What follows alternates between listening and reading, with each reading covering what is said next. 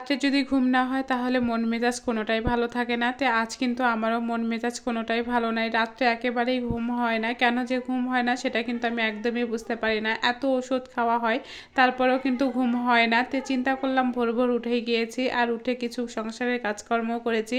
মেয়ে মানে আসলে সংসারের কাজগুলো করতে হবে, আর ভোর রাস্তায় তেমন একটা মানুষ নাই। আমি আর আপনার ভাইয়া বেরিয়ে পড়লাম একটা কাজের উদ্দেশ্যে, মানে একটা চাচার বাসায় যাব। সেই চাচার বাসাতে একটু কাজ আছে, আর এই ভোর ভোর যদি না যাওয়া হয় তাহলে আসলে বেলা হলে যাওয়াটা যায় না। তো চিন্তা করলাম যে দুইজনাই চলে যাব, কারণ আপনার ভাইয়ারও কাজ থাকে, আমারও বাসায় কাজ থাকে, ছেলেরও স্কুল প্রাইভেট এগুলো থাকে। এই কারণে কিন্তু আমরা ভোর ভোরই যাওয়ার চেষ্টা করি। তো ভোরেই আজকে যাব, আর সেই জায়গাটার নাম হচ্ছে কাদোপাড়া। আপনারা জানেন কিনা জানি না যে কাদোয়াপাড়া নাম এটা এটা আমি কখনোই আসলে শুনি নাই। আজকেও কিন্তু হচ্ছে, এর আগেও গিয়েছিলাম একদিন, আজকে কিন্তু আবারও হচ্ছে যাব সেখানে। আর এখন আমি আছি মুক্তির মোড়ে, আর এই যে এটা যে বাসটা যাচ্ছে এটা কিন্তু রাজশাহীর বাস, মানে এটা মুক্তির মোড় থেকে প্রতিদিন সকাল 7:30টায় ছাড়ে।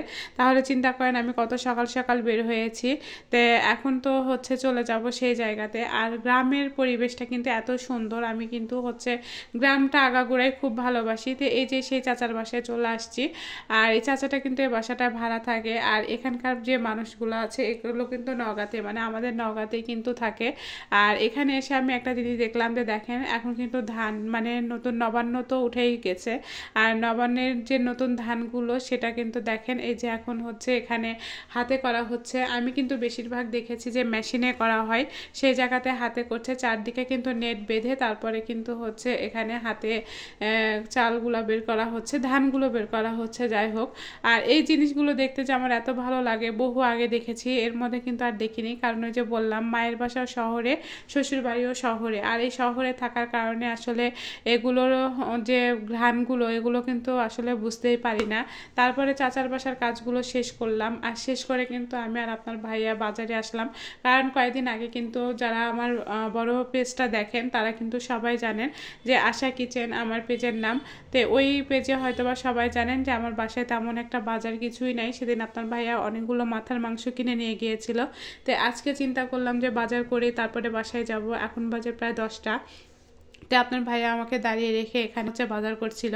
এখানে অনেকগুলো মুরগি নেওয়া হয়েছিল, বলতে গেলে 2টা মুরগি নেওয়া হয়েছিল, একটা সাদা মুরগি নেওয়া হয়েছিল, আর একটা হচ্ছে লাল মুরগি, মানে ডিম পাড়ি যে মুরগিগুলো থাকে সেই মুরগিগুলা, মানে লাল লাল যে ডিমগুলো হয় ওইটা। এখন ওই মুরগিটার যে কি নাম সেটা আমি বলতে পারবো না।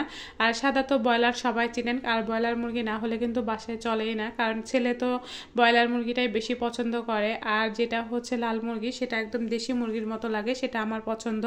তা আপনার ভাইয়া 2 রকমেরই হচ্ছে মানে এখানে মুরগিটা নিল, সঙ্গে কিন্তু মাছও নিয়েছে। আর অনেকগুলো মাছ নেওয়ার কারণে আসলে সব কেটে কুটে নেওয়া হয়ে গিয়েছে, কারণ বাসায় গিয়ে আমি এখন রান্না করব, তারপর মাছ কুটবো, মুরগি কুটবো, এগুলো করতে করতে আসলে দুপুর হয়ে যাবে। তারপর আপনার ভাই আমাকে অনেক হেল্প করে। তো এখন চলে যাচ্ছিলাম বাসায়। তো আপনার ভাইয়া কিন্তু এদিকে নেমে গিয়েছিল, আর আমি একাই বাসায় চলে যাচ্ছিলাম। আর বাসায় যেয়ে তো এগুলো করে দেখতে দেখতে মানে তুলতে তুলতে আমার একদম দুপুর 2টা 3টা বেজে যাবে।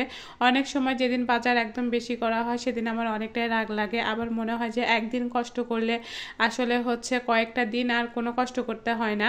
তো আজকে একদিনই কষ্ট করব, তারপরে কিন্তু আবার 2 4 দিন 5 দিন আর কষ্ট করতে হয় না।